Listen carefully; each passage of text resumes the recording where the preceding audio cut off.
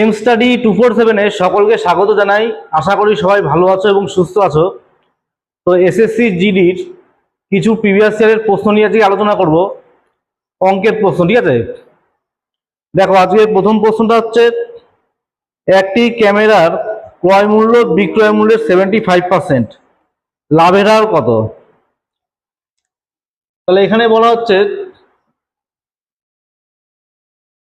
তাহলে প্রথমে আমরা কি করবো, 75% এটা ফ্র্যাকশনে চেঞ্জ করে নেবো। ঠিক আছে, তাহলে 75/100 আসবে 3/4। তাহলে কেনা দামটা হচ্ছে বিক্রয় মূল্যের 75%।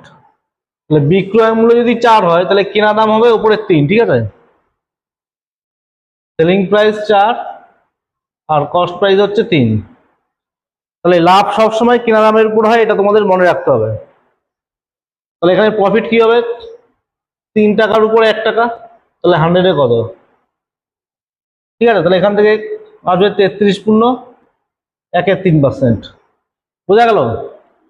তাহলে এখানে আমি কি করলাম, 75% এটা করে নিলাম ফ্র্যাকশনের চেঞ্জ, ভগ্নাংশে। তাহলে 75/100, তাহলে কাটাকাটি করে আসলো 3/4। তাহলে এখানে প্রশ্নে বলা হচ্ছে ক্যামেরার ক্রয় মূল্য বিক্রয় মূল্যের 75%। তাহলে নিচেরটা আমরা ধরবো কি বিক্রয় মূল্য। তাহলে 4 যদি বিক্রয় মূল্য হয়, এই 4-এর 75% করলে আমরা কি পাবো, 3 পাবো। ঠিক আছে, তাহলে সেলিং প্রাইস যদি 4 হয় তাহলে কস্ট প্রাইস 3 হচ্ছে। আর লাভ সব সময় কিন্তু কেনা দামের উপর হয়, এটা তোমাদের মনে রাখতে হবে। তাহলে কেনা দামটা আমরা নিচে বসিয়ে দেবো। তাহলে 3-এ হচ্ছে 1 প্রফিট, তাহলে 100-এ কত? তাহলে এখানে আমরা পেয়ে গেলাম 33.1-3%। এবার পরের প্রশ্নটা বলা হচ্ছে, 40,000 টাকার 2 বছরের চক্রবৃদ্ধি সুদ 44,100 টাকা হয়। চক্রবৃদ্ধি সুদের হারে 40,000 টাকা 2 বছরের চক্রবৃদ্ধি সুদের হারে 44,100 টাকা হয়। তাহলে সুদের হার কত?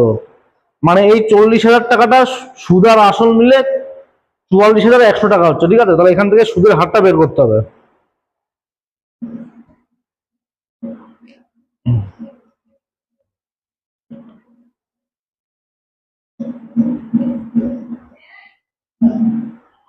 তাহলে 40,000 টাকাটা আমাদের হচ্ছে কত, 44,100 টাকা। ঠিক আছে, তাহলে এখানে দেখো দুটো শূন্য আর এই দুটো শূন্য কেটে দিই। তাহলে এখান থেকে কাটাকাটি করলে কি আসছে, তাহলে এখানে দেখো লেখা হচ্ছে 20 স্কোয়ার আর 441 হচ্ছে 21 স্কোয়ার। এখানে স্কোয়ার কেন করলাম, দেখো এটা কিন্তু দেওয়া আছে 2 বছর। ঠিক আছে, 2 বছর থাকলে আমরা দেখবো স্কোয়ার বা বর্গমূল, আর 3 বছর থাকলে কিউব বা ঘনমূল আমরা দেখবো। ঠিক আছে, তার মানে এখানে 20 টাকা থেকে আমার 21 টাকা হচ্ছে। বোঝা গেল? তাহলে 20 টাকা হচ্ছে প্রিন্সিপাল, 21 টাকা হচ্ছে অ্যামাউন্ট। তাহলে আমাদের 20 টাকার উপর 1 টাকা সুদ হচ্ছে। তাহলে 100-এ কত সুদ হবে? তাহলে এখান থেকে কাটাকাটি করে দাও, 5%। ঠিক আছে, বোঝা গেল? তাহলে 2 বছর থাকলে তোমরা করবে কি, বর্গমূল বা স্কোয়ার দেখতে পারো, কার স্কোয়ার আসছে।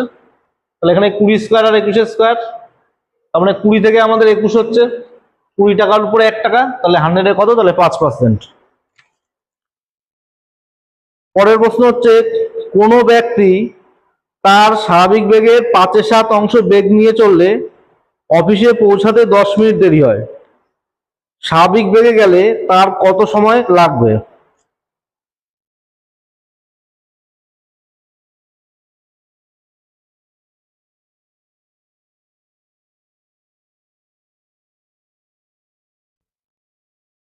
তাহলে স্বাভাবিক বেগের 5/7 অংশ বেগ নিয়ে চলছে, তাহলে তার অরিজিনাল স্পিড যদি 7 হয় তাহলে সে কিন্তু যাচ্ছে 5 বেগে। ঠিক আছে, তাহলে এখানে মনে রাখবে দূরত্ব যদি সমান হয়, স্পিড আর টাইম কিন্তু উল্টো সম্পর্ক হয়, ব্যস্তানুপাতিক হয়। ঠিক আছে, তাহলে এখানে আমরা লিখতে পারি টাইম হয়ে যাবে কি 5:7। তাহলে এইটা যদি তার অরিজিনাল স্পিড হয় তাহলে তার অরিজিনাল টাইম হচ্ছে 5। ঠিক আছে, তাহলে এদের যে ডিফারেন্স এটা হচ্ছে 2 ইউনিট, আর এটাই কিন্তু প্রশ্নে দেওয়া ছিল কত, 10 মিনিট। যদি তার স্বাভাবিক বেগের 5/7 অংশ বেগে চলতো, তাহলে 7 হচ্ছে অরিজিনাল বেগ, কিন্তু সে যাচ্ছে 5 বেগে। তাহলে এর সঙ্গে টাইম উল্টো সম্পর্ক হবে, তার অরিজিনাল টাইম হচ্ছে 5, কিন্তু সে যাচ্ছে 7-এ, তার মানে এখানে 2 ইউনিট। তাহলে এই 2 ইউনিটের ডিফারেন্সে দেওয়া ছিল আমাদের 10 মিনিট। তাহলে 1 ইউনিট তোমরা পেয়ে যাচ্ছ এখান থেকে। 1 ইউনিটের মান কত হবে? 5। তাহলে আমাদের অরিজিনাল টাইম কোনটা? 5 ইউনিট। তাহলে 5-এর সঙ্গে আমরা কি করবো? 2 গুণ করে দেবো। তাহলে 5-এর সঙ্গে 5-এর সঙ্গে 5 গুণ করবো, 1 ইউনিটের মানটা গুণ করবো। তাহলে 5-এর সঙ্গে 5 গুণ করলে কত হচ্ছে? 25। ঠিক আছে, তাহলে এটাই কিন্তু সঠিক উত্তর হবে, 25 মিনিট। একটি ব্যাগে 441 টাকা আছে। 50 পয়সা, 25 পয়সা এবং 20 পয়সার সংখ্যার অনুপাত 4:3:2। 25 পয়সা কতগুলি আছে? তাহলে খুবই একটা গুরুত্বপূর্ণ অঙ্ক।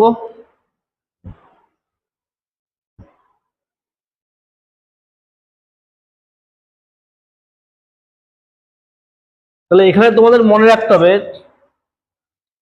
আমরা যদি সংখ্যার সঙ্গে টাকাটা গুণ করি,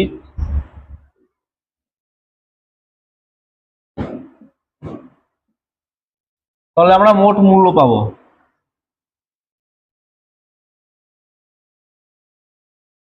ঠিক আছে, সংখ্যার সঙ্গে টাকা গুণ করলে আমরা কি পাবো? মোট মূল্য পাবো। তাহলে এখানে আমাদের দেখো কি দেওয়া ছিল? সংখ্যার অনুপাতটা দেওয়া ছিল 4:3:2। তাহলে এখান থেকে আমাদের নিয়ে আসতে হবে মূল্যের অনুপাতে। তাহলে প্রথমে ছিল আমাদের 50 পয়সার অনুপাত 4। তাহলে 50 পয়সা মানে আমরা কি লিখতে পারি? হাফ টাকা, তাই তো? 1/2 টাকা। তারপরে বলা হচ্ছে 25 পয়সা 3 অনুপাতে আছে। তাহলে 25 পয়সা মানে কি? 1/4 টাকা। আর 20 পয়সা হচ্ছে 2 অনুপাত। তাহলে 20 পয়সা মানে কি? 1/5 টাকা, তাই তো? তাহলে এখান থেকে আমাদের অনুপাতটা ঠিকঠাক করে নিই প্রথমে। তাহলে 2, 4, 5, এখানে লসাগু হচ্ছে কত? 20। তাহলে 20 দিয়ে যদি আমরা গুণ করি সবার সাথে, তাহলে এখানে হচ্ছে কত আমাদের? 40, তাই তো? এই যে এখানে যদি 20 দিয়ে গুণ করি, তাহলে কাটাকাটি গুলো কত আছে? 10, 4 10 40। তাহলে এখানে যদি আমরা 20 দিয়ে গুণ করি, এই 20 আমি গুণ করে দিলাম এখানে।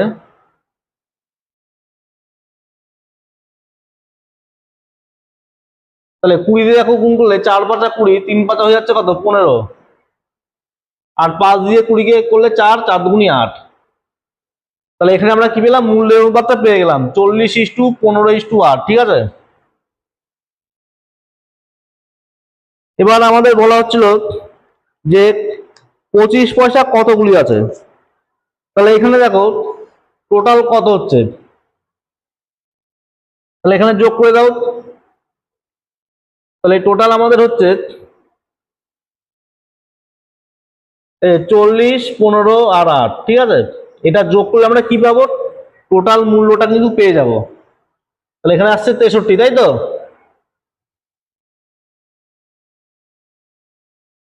তাহলে এই 63 ইউনিটের মানটা কিন্তু আমাদের দেওয়া ছিল, টোটাল মূল্য কত? 441 টাকা। তাহলে 1 ইউনিটের মান আমরা বের করতে পারবো এখান থেকে।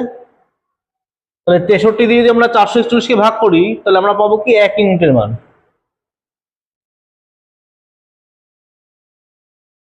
তাহলে 1 ইউনিটের মানটা কত আসলো? 7। ঠিক আছে, তাহলে আমাদের দরকার কোনটা? 25 পয়সা।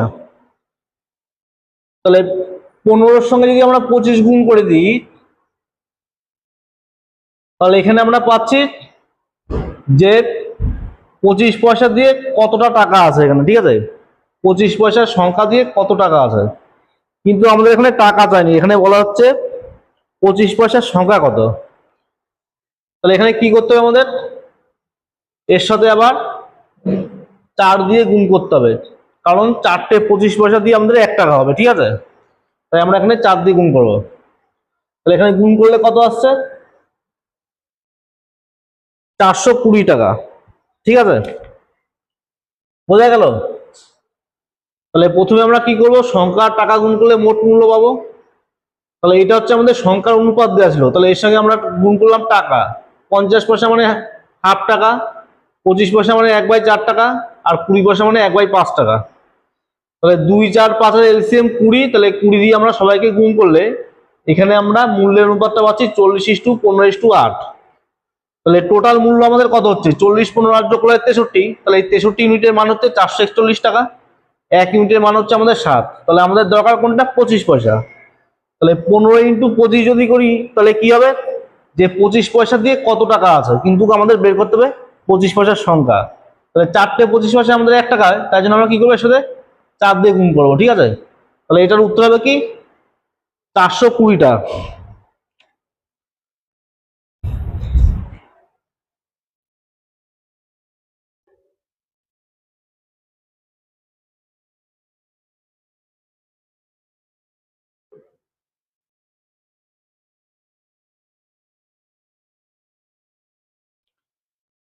উনিশটি ক্রমিক সংখ্যার গড় 41, তাহলে ছোট ক্রমিক সংখ্যাটি কত? তাহলে 19টা ক্রমিক সংখ্যা আছে, তাহলে গড় এখানে দেওয়া আছে কত? 19। তাহলে 19টা যদি ক্রমিক সংখ্যা হয় তাহলে 19-এর পর এদিকে আমাদের বড় সংখ্যাগুলো যাবে আর এদিকে হচ্ছে ছোট সংখ্যা যাবে। তাহলে আমাদের টোটাল যদি 19 হয়, ও এখানে 41টা দেওয়া আছে গড়, 19টা সংখ্যার গড় হচ্ছে 41। তার মানে এদিকে 9টা সংখ্যা, এদিকে 9টা সংখ্যা, 18টা, আর মাঝখানে হচ্ছে গড়, ঠিক আছে? তাহলে যেহেতু ক্রমিক সংখ্যা তার মানে এখানে হচ্ছে প্রত্যেকটার মধ্যে ডিফারেন্স 1 করে থাকবে। এবার যেহেতু ছোট সংখ্যাটা আমাদের বের করতে হবে, তাহলে ছোট সংখ্যাটা আমরা এদিক থেকে আমরা যাবো 40, ঠিক আছে, 39, 38। তাহলে এইভাবে আমাদের কটা নিতে হবে? তাহলে টোটাল যদি 19 হয় তাহলে এই 9টা, 9টা, 18টা, আর এখানে গড় হচ্ছে একটা 19টা, ঠিক আছে? তো আমরা কি করবো? ডাইরেক্ট একবারে 9 বিয়োগ করে দেবো। তাহলে 41 থেকে যদি 9 বিয়োগ করি তাহলে আমরা পেয়ে যাবো কি? ছোট সংখ্যাটা। যদি বড় সংখ্যাটা দিত তাহলে আমরা কি করতাম? 41-এর সাথে 9 যোগ করে দিতাম, ঠিক আছে? তাহলে এখানে উত্তর হবে কি? 32।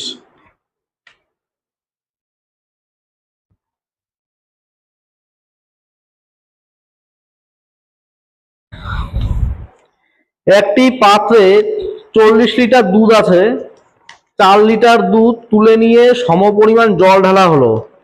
এই পদ্ধতি আরো একবার করার পর পাত্রে দুধ ও জলের অনুপাত কত হবে?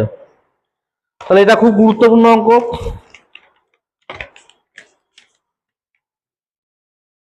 তাহলে 40 লিটার থেকে আমরা কি করবো? 4 লিটার তুলে নেব। তাহলে এখান থেকে আমরা এর ফ্র্যাকশন ভ্যালুটা বের করব। তাহলে কত আসলো? 1/10, ঠিক আছে? তাহলে প্রথমে আমাদের 10 থাকবে, 10 থেকে হয়ে যাবে কত? 9, ঠিক আছে? তাহলে 10 থেকে আমাদের 9 হয়ে যাচ্ছে। তাহলে প্রথমে আমাদের 10 ইউনিট যদি মিনিট থাকে তাহলে এখন মিনিট হয়ে যাচ্ছে কত? 9 মিনিট। তাহলে এটা কতবার করা হচ্ছে এই পদ্ধতি? 2 বার। তাহলে আমরা কি করবো? এরকম 2 বার লিখে দেবো।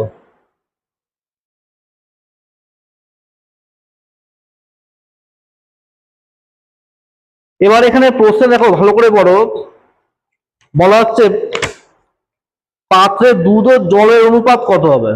এখানে কিন্তু ভালো করে বুঝতে হবে, এই 100 এটাও কিন্তু দুধ, 81 এটাও কিন্তু দুধ। এটা প্রথমে 100 ছিল আর 2 বার এই পদ্ধতি করার পর দুধ হয়ে যাচ্ছে 81।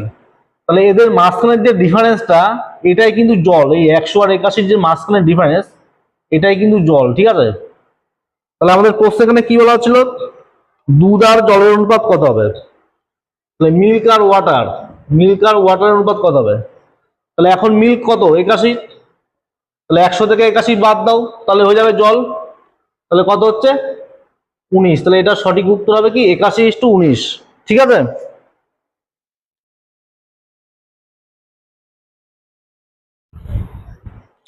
এক দোকানদার 12% ছাড়ে একটি দ্রব্য বিক্রি করে। যদি 5% ছাড় দিত তাহলে আরো 504 টাকা বেশি লাভ করতো।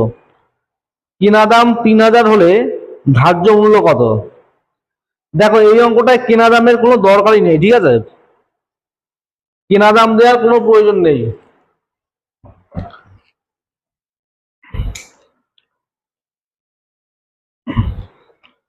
বারো পার্সেন্ট ছাড় দেওয়া হচ্ছে আর পরে বলা হচ্ছে যদি 5% ছাড় দিত, তার মানে গ্যাপ কত পার্সেন্ট হচ্ছে?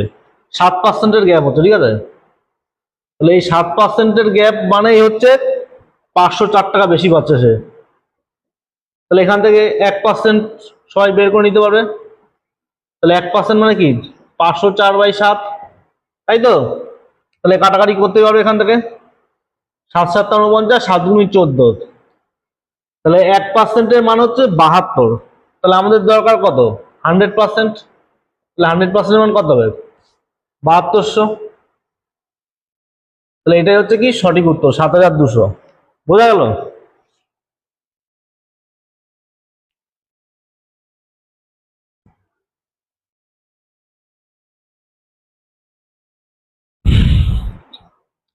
একটি টিভির ক্রয় মূল্য 1400 টাকা, ধার্য মূল্য 1600 টাকা, বিক্রি করে দোকানদারের 8% লাভ হয়। তাহলে ছাড় কতটা দিয়েছে, কত পার্সেন্ট ছাড় দিয়েছে? তাহলে এখানে কেনা দাম দেওয়া আছে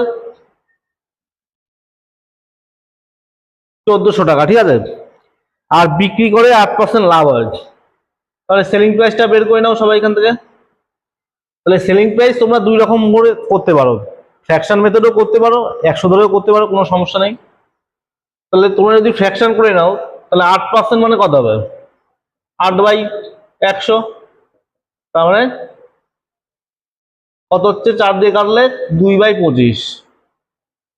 তাহলে নিচেরটা হয় কেনা দাম, আর উপরের এই 2 যোগ করলে আমার হবে সেলিং প্রাইস। তাহলে সিপি হচ্ছে 25, আর এসপি হয়ে গেল কি, এই যে 25 আর 2 27, ঠিক আছে। এই যে 8% লাভে বিক্রি করা মানে কি, 25-এর যদি আমরা 8% বের করি তাহলে এই যে 2 পাবো। তাহলে সেলিং প্রাইসটা কি হবে? 25 + 2 27, ঠিক আছে। তাহলে এখানে এই 25 ইউনিটের মানটাই আমাদের দেওয়া ছিল, এই 1400 হচ্ছে 25 ইউনিটের মান, ঠিক আছে। তাহলে 25 ইউনিটের মান হচ্ছে 1400, তাহলে আমাদের সেলিং প্রাইস কত ইউনিট? 27 ইউনিট। তাহলে এখানে আমাদের বের করতে হবে কত হবে এখানে। তাহলে এখানে তোমরা কাটাকাটি করে দাও, 25 দিয়ে কাটো এখানে, দেখো কত হচ্ছে। তাহলে গুণ করলে হবে কত? এটা 1512 মতন হবে, ঠিক আছে। তাহলে সেলিং প্রাইসটা হচ্ছে 1512।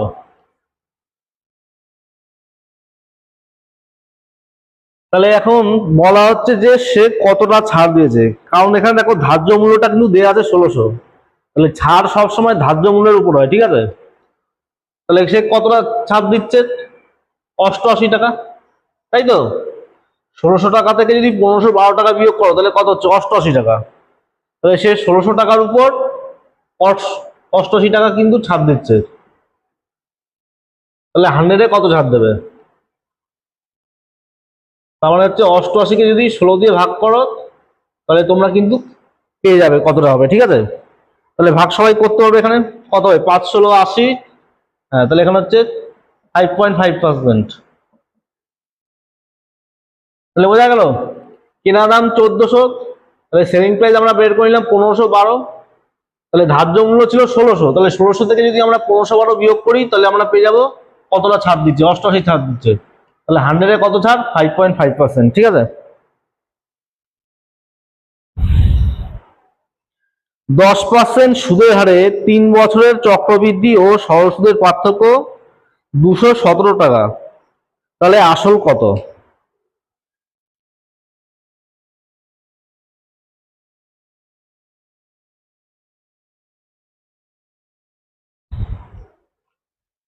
তাহলে এখানে দেখো সুদের হারটা দেওয়া আছে 10%। তাহলে সুদের হার এখানে 10%, তাহলে 10% মানে আমরা কি লিখতে পারি? 10/100, 1/10, ঠিক আছে। যখন 3 বছর দেওয়া থাকবে তখন আমরা করবো কি কিউব। তাহলে এখানে আমরা যদি 10-এর কিউব করি তাহলে আমাদের কত আসছে? 10-এর কিউব করলে আমাদের হবে 1000, ঠিক আছে। তাহলে এই 1000 টাকাটাই আমরা কি করবো? আসল মনে করে নিচ্ছি এখন। 10% মানে 1/10, 3 বছর থাকলে আমরা করবো কিউব, 2 বছর থাকলে করবো স্কোয়ার, ঠিক আছে। তাহলে যেহেতু 3 বছর ছিল তাই আমরা করলাম 10-এর কিউব, 10-এর কিউব হয় 1000। তাহলে এটা আমরা আসল মনে করে নিলাম। তাহলে 1000 টাকার 10%, তাহলে কত হচ্ছে এখানে? 100 টাকা। এই 100 টাকার আবার 10% বের করবো, তাহলে কত হচ্ছে? 10 টাকা। এই 10 টাকার আবার 10% বের করলে হবে 1 টাকা, ঠিক আছে। তাহলে এখানে আমরা 3 বছরের কোডটা কি 331, ঠিক আছে। 3 বছরের কোড হচ্ছে 331। তাহলে এর সঙ্গে গুণ করবো 3, এর সঙ্গে গুণ করবো 3, এর সঙ্গে গুণ করবো 1। এবার দেখো উপরে যেটা পাচ্ছি 300, এটা হবে কি সরল সুদ, ঠিক আছে, এটা হবে কি সরল সুদ এসআই। আর বাকি যেটা আমাদের পড়ে থাকলো 3 10 30 আর 1, তাহলে এই দুটো যোগ করলে হচ্ছে 31। এটা হচ্ছে সরল সুদ আর চক্রবৃদ্ধি সুদের পার্থক্য। আর টোটালটা যদি আমরা যোগ করে দিই তাহলে 330 আর 1 31, 331, এটা হবে চক্রবৃদ্ধি সুদ।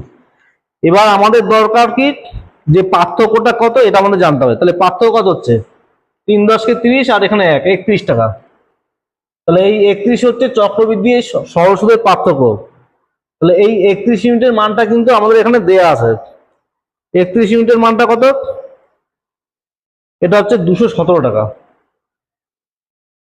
তাহলে আমাদের বের করতে হবে কোনটা আসল, আমরা কত ধরে নিয়েছিলাম 10 কিউব 1000, ঠিক আছে, এটাই আমরা আসল ধরে নিয়েছিলাম প্রিন্সিপাল। তাহলে আমরা কি করবো 1000 ইউনিটের মানটা এখানে বের করবো, ঠিক আছে। তাহলে 31 দিয়ে যদি কাটি আমরা কত পাবো, তাই তো?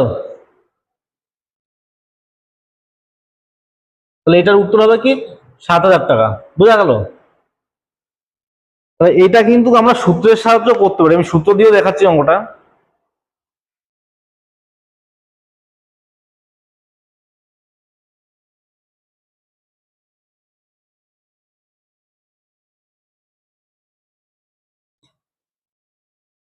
তাহলে 3 বছরের সরল সুদ আর চক্রবৃদ্ধি সুদের সূত্র হচ্ছে আসল সমান সমান ডিফারেন্স ইন্টু 100 কিউব, ঠিক আছে, বাই হচ্ছে আর স্কোয়ার ইন্টু 300 প্লাস আর। ডিফারেন্স মানে চক্রবৃদ্ধি আর সরল সুদের পার্থক্য, আর মানে সুদের হার। তাহলে এই সূত্র দিয়ে তোমরা করতে পারো। তাহলে আমাদের দেওয়া ছিল ডিফারেন্স কত 217, 100 কিউব মানে 3 বার 100, ঠিক আছে, আর স্কোয়ার আর কত ছিল 10%, তাহলে 10 স্কোয়ার যাবে কত 100, আর 300 প্লাস আর করলে কত হবে 310। তাহলে এখান থেকে কাটাকাটি করে দাও 100 সঙ্গে 100, একটা শূন্যর সঙ্গে একটা শূন্য, 31 দিয়ে 217 কাটলে 7।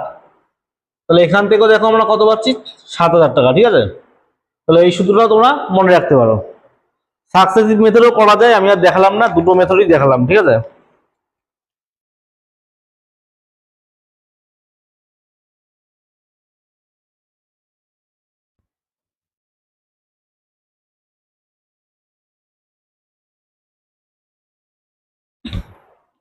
কোনো টাকার 2 বছরের সরল সুদ এবং চক্রবৃদ্ধি সুদ যথাক্রমে 42 টাকা এবং 45 টাকা, তাহলে আসল কত? এটা কিন্তু খুব একটা গুরুত্বপূর্ণ অঙ্ক। তাহলে 2 বছরের সরল সুদ হচ্ছে 42 টাকা, চক্রবৃদ্ধি সুদ হচ্ছে 45 টাকা। তাহলে আসল আমাদের বের করতে হবে। তাহলে এখানে দেখো যদি আমাদের 42 টাকা হয় সরল সুদ, তাহলে প্রথম বছর সরল সুদ কত হবে 21 টাকা, আর দ্বিতীয় বছর সরল সুদ কত হবে 21 টাকা, তাই তো। কিন্তু দ্বিতীয় বছরে আমাদের কি হচ্ছে যখন আসবে তখন চক্রবৃদ্ধি সুদ হচ্ছে 45 টাকা। তাহলে কত বেশি হচ্ছে বলো, 3 বেশি হচ্ছে এখানে, তাই তো। 21 21 42 আর 3 যোগ করলে আমাদের 45 হচ্ছে। তাহলে 21 টাকায় আমাদের 3 টাকা সুদ হচ্ছে, ঠিক আছে। এখানে যদি আমরা 100 দিয়ে গুণ করি তাহলে আমরা সুদের হার পেয়ে যাব। তাহলে এখান থেকে কত আসলো 100/7%, ঠিক আছে। তাহলে এটা আমরা কি সুদের হার পেয়ে গেলাম। এবার আসল বের করতে হবে। তোমরা এসআই সমান পিআরটি ফর্মুলায় বসে আসল বের করতে পারো, কোনো সমস্যা নেই। তাহলে আমি এসআই সমান পিআরটি ফর্মুলায় বসে দিলাম, আরো অন্যভাবেও করা যায়। তাহলে এসআই মানে সুদ, ঠিক আছে। তাহলে 21 বসিয়ে দেবো এসআই জায়গায় 21। 2 বছর ধরে করলে 42 করবে, আর 1 বছর ধরে করলে 21 লিখলে হবে। আর হচ্ছে 100/7 PRT/100 এর 100, আর 1 বছর ধরে করলে আমরা 1 করে দেবো এখানে, ঠিক আছে। তাহলে 100 100 কেটে গেল, 7 দিয়ে 21 গুণ করো, তাহলে পি এর মান পাচ্ছি কত আমরা 147 টাকা, ঠিক আছে। বোঝা গেল? তাহলে প্রথম বছর 21 সরল সুদ, দ্বিতীয় বছর 21 টাকা হবে, কিন্তু চক্রবৃদ্ধি সুদ যখন হচ্ছে তখন 3 টাকা বেশি হচ্ছে আমাদের। তাহলে 21 টাকায় 3 টাকা সুদ, 100-এ কত? 100/7%। তাহলে আমি এখানে সূত্র দিয়েই করলাম, এসআই হচ্ছে 21, পি বের করব, আর এর মান 100/7, আর হচ্ছে সময় হচ্ছে 1। তাহলে এখান থেকে পি এর মান বেরোলো কত? 147 টাকা। ঠিক আছে।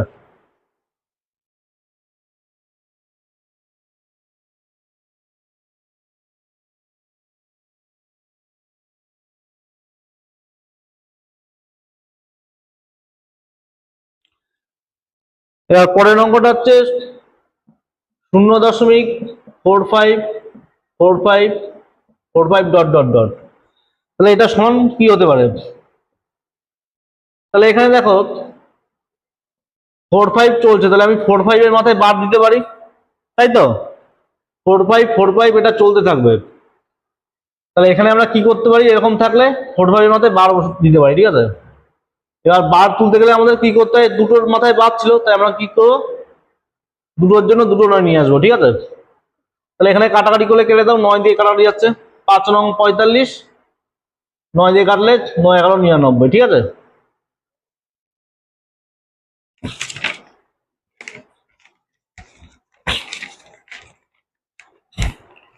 ক্ষুদ্রতম কোন সংখ্যাকে 20, 25, 35 এবং 40 দ্বারা ভাগ করলে যথাক্রমে 14, 19, 29, 34 অবশিষ্ট থাকে?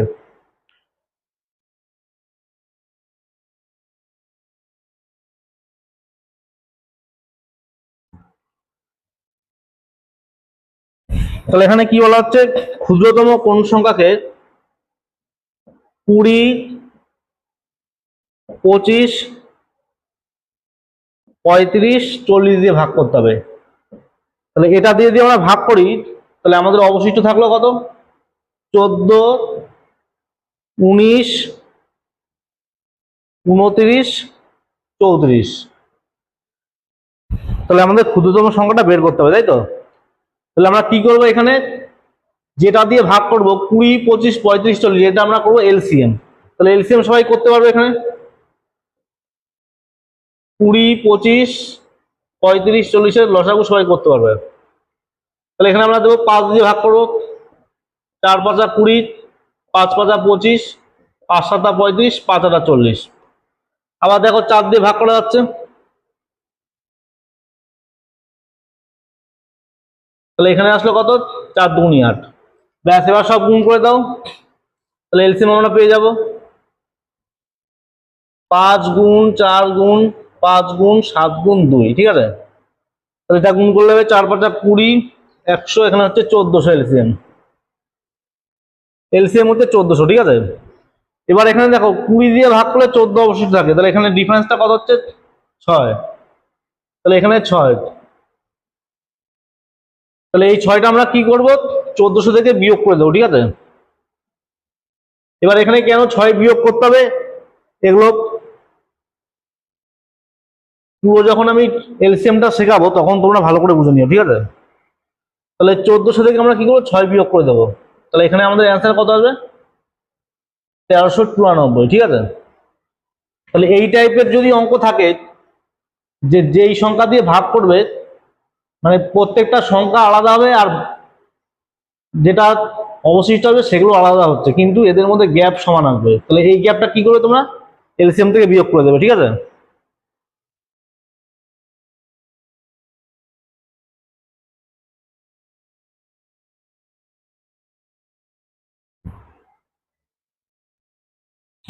প্রিজমের আয়তন হচ্ছে 1800 সেমি কিউব, উচ্চতা 20 সেমি, ভূমির ক্ষেত্রফল কত?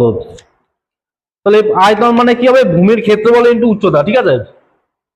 তাহলে প্রিজমের আয়তনের সূত্র হচ্ছে বেস এরিয়া। ঠিক আছে। Base area into height. তাহলে এটা মানে আমরা পাচ্ছি কি? আয়তন। আয়তন এখানে দেওয়া আছে কত? 1800, তাই তো? তাহলে আর দেওয়া ছিল কি? উচ্চতা দেওয়া আছে। তাহলে ক্ষেত্রফল আমাদের বের করতে হবে। তাহলে উচ্চতা দেওয়া ছিল 20 সমান সমান 1800। তাহলে 20 দিয়ে ভাগ করে দাও, তাহলে ক্ষেত্রফল পেয়ে যাবো আমরা। তাহলে কত হচ্ছে?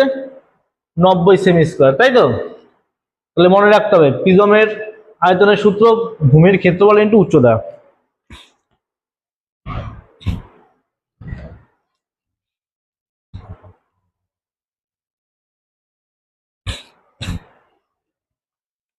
দুটি পাত্রে দুধ এবং জলের অনুপাত 3:2 এবং 7:3। কি অনুপাতে মিশ্রণ দুটি মেশালে নতুন পাত্রে দুধ ও জলের অনুপাত 5:3 হবে, ঠিক আছে। তাহলে কি অনুপাত বললে আমাদের করতে হবে কি অ্যালিগেশন, ঠিক আছে। তাহলে মিল্ক আর ওয়াটার এখানে দেওয়া আছে, অনুপাত হচ্ছে 3:2, 7:3 আর 5:3। তাহলে প্রথম কাজ হচ্ছে আমরা কি করবো, 3 আর 2 5, 7 আর 3 10। তাহলে আয়তনটা আমাদের সমান করে নিতে হবে। তাহলে 5 10 8 এলসিএম কত, 40। তাহলে 40 করার জন্য এর সঙ্গে আমরা কি গুণ করবো, 8 গুণ করবো, এর সঙ্গে 4 গুণ করবো, আর এর সাথে 5 গুণ করবো। দেখো এবার সবার আয়তন সমান হয়ে গেল। এবার অ্যালিগেশন করার জন্য আমাদের কি করতে হবে, এই 8 দিয়ে যে কোনো এক পাশের সাথে আমরা গুণ করবো, নয় 3 এর সাথে নয় 2 এর সাথে, যে কোনো এক পাশ ধরে গুণ করবো, ঠিক আছে। তাহলে আমরা 3 এর সাথে গুণ করলাম, তাহলে 3 আর 8 গুণ করলে হবে কত, 24। আর এখানে 4 দিয়ে তাহলে আমরা এই পাশে গুণ করবো, এই পাশে কিন্তু আর গুণ করতে পারবো না। তাহলে 4 দিয়ে গুণ করে এখানে 4 7 কত হচ্ছে 28। আর এই 5 দিয়ে আমরা গুণ করবো 5 কে, তাহলে 5 5 হচ্ছে কত, 25।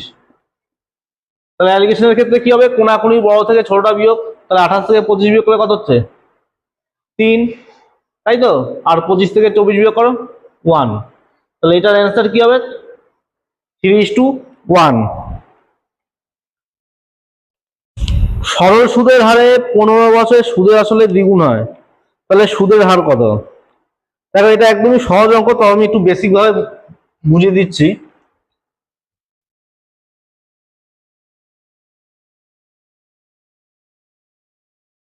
তাহলে সবাই জানো এসআই সমান সমান পিআরটি বাই 100। তাহলে এখানে বলা হচ্ছে সুদে আসলে দ্বিগুণ হবে। যদি আমাদের 1 ইউনিট আসল হয় তাহলে সুদ আসল মিলে 2 ইউনিট হবে, তাহলে সুদ কত হবে, 1 ইউনিট, তাই তো। যদি আমাদের প্রিন্সিপাল 1 হয় তাহলে এসআই তো 1 হবে, কারণ অ্যামাউন্টটা কি হচ্ছে আমাদের সুদে আসলে দ্বিগুণ হচ্ছে। তাহলে অ্যামাউন্ট থেকে প্রিন্সিপাল বিয়োগ করলে তো আমরা সুদ পাবো, এসআইটা পাবো। তাহলে তোমরা এইভাবে করতে পারো, এসআই এর জায়গায় 1 বসিয়ে দাও, আসল 1, আর এর মান এখানে বের করতে হবে। সময় হচ্ছে কত, 15 বছর, বাই হচ্ছে 100, ঠিক আছে। তাহলে এখানে আমাদের আর এর মান কি হবে, 100/15, আর হচ্ছে 100/15। তাহলে কাটাকাটি করলে কত আসবে, 6.67%, ঠিক আছে, বোঝা গেল।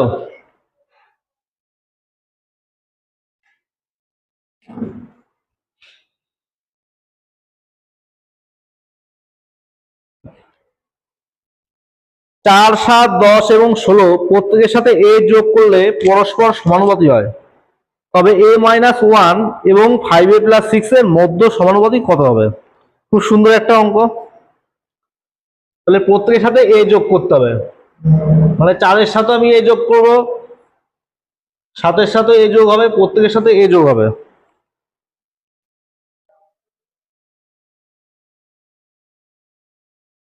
তাহলে এর মানটা তোমরা কিভাবে বের করতে পারো, তোমরা নিজে মোটামুটি এমন একটা সংখ্যা বসাও যাতে পরস্পর সমানুপাতি হয়, ঠিক আছে। তাহলে এখানে দেখো আমি তোমাদের ডিটেলসে করে দিচ্ছি। তোমরা কি করবে, এই 4 আর 7-এর মধ্যে গ্যাপ চেক করো, 4-এর থেকে 7 বিয়োগ করলো, মানে 7-এর থেকে 4 বিয়োগ করো, তাহলে হচ্ছে কত 3। আর এখানে 10 আর 16 ডিফারেন্স কত হচ্ছে 6, তাই তো। তাহলে এখান থেকে আমরা কাটাকাটি করলে কি পাচ্ছি, 1:2। তাহলে এই 2 দিয়ে তোমরা গুণ করবে এই কোনাকুনির সাথে, তাহলে গুণ করলে কত হচ্ছে 4 2 8, 2a, আর এই 1 দিয়ে গুণ করবে এই কোনার সাথে, সমান সমান 10 + a। তাহলে এখানে a সমান সমান কত আসছে 2, ঠিক আছে। তাহলে এখানে যদি তোমরা 2 বসাতে তাহলে দেখতে এটা পরস্পর সমানুপাতিতে। তাহলে এখানে 2 বসে তুমি দেখো 4 আর 2 6 আসছে, আর এখানে 7 আর 2 9, আর এখানে 10 আর 2 12, আর এখানে 16 আর 2 18। দেখো কাটাকাটি করে দেখো এই পাশেও যা আসছে এই পাশেও তাই আসছে, ঠিক আছে। তাহলে যদি এর জায়গায় 2 বসাও তাহলে এটা হচ্ছে পরস্পর সমানুপাতি, কিন্তু আমাদের বের করতে হবে কি এ মাইনাস ওয়ান এবং 5a প্লাস 6 এর মধ্য সমানুপাতিক। তাহলে এর মান তো আমরা পেয়ে গেলাম, এর মান পেয়ে যাচ্ছি। তাহলে এ মাইনাস যদি 1 করি তাহলে কত হবে? 2 মাইনাস 1 সমান সমান 1। আরেকটা কি ছিল? 5a plus 6। তাহলে এর জায়গায় আমি 2 বসিয়ে দেবো, তাহলে এখানে কত হচ্ছে? 10 প্লাস 6 16। তাহলে মধ্য সমানুপাতিক নিয়ম সবাই জানো। তাহলে মধ্য সমানুপাতিক মানে কি? রুট ওভার এ বি, তাই তো? তাহলে এর মানটা আমরা কত পেলাম? 1। আর এখান থেকে কত বের করলাম? 16। তাহলে রুট 16 মানে কত বের হবে? 4। তাহলে এটার উত্তর কি হবে? 4। ঠিক আছে।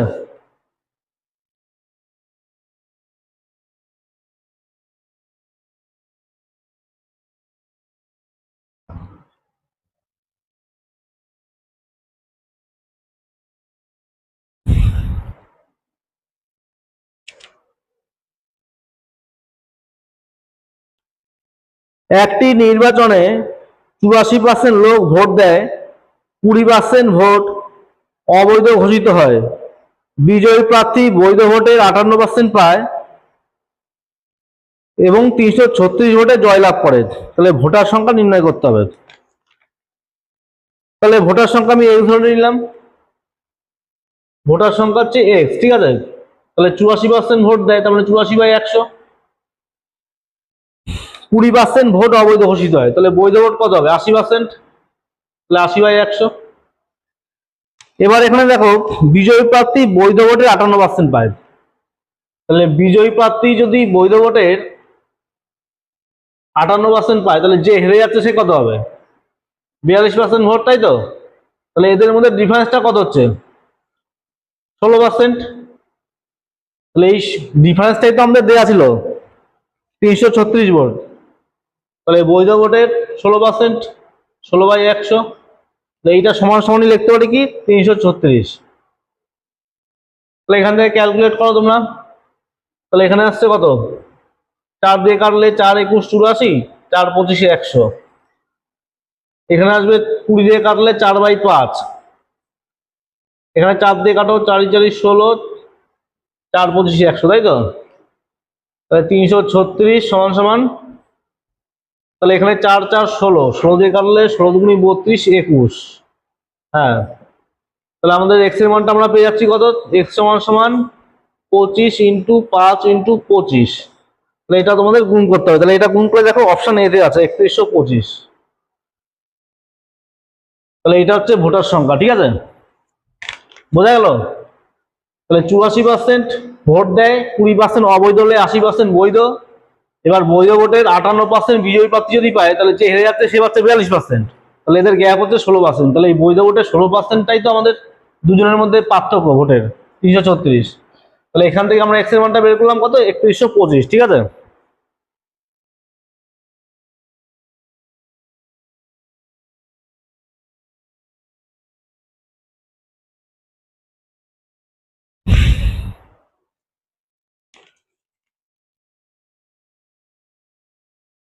একটা সংখ্যা দেওয়া আছে, বলা হচ্ছে 8 দ্বারা বিভাজ্য।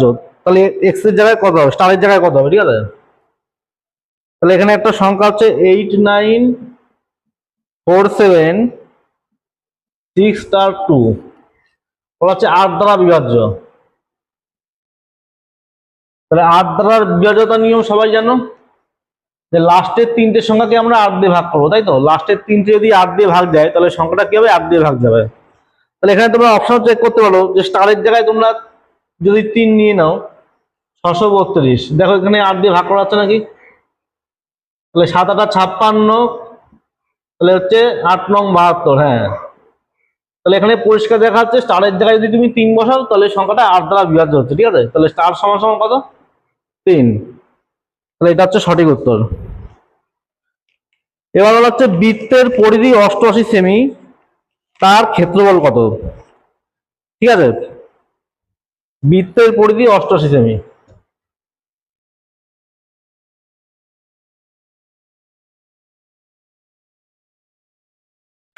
তাহলে বৃত্তের পরিধি সূত্র সবাই জানো।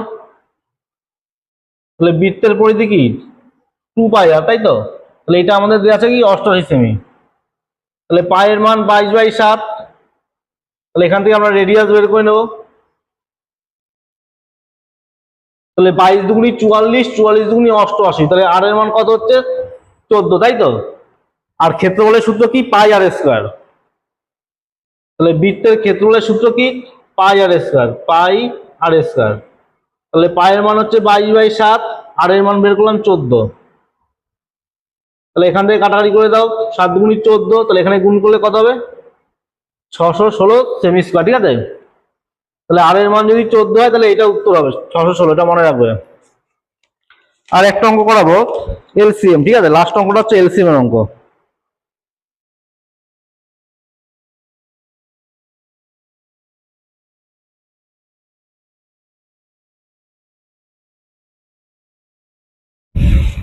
একান্ন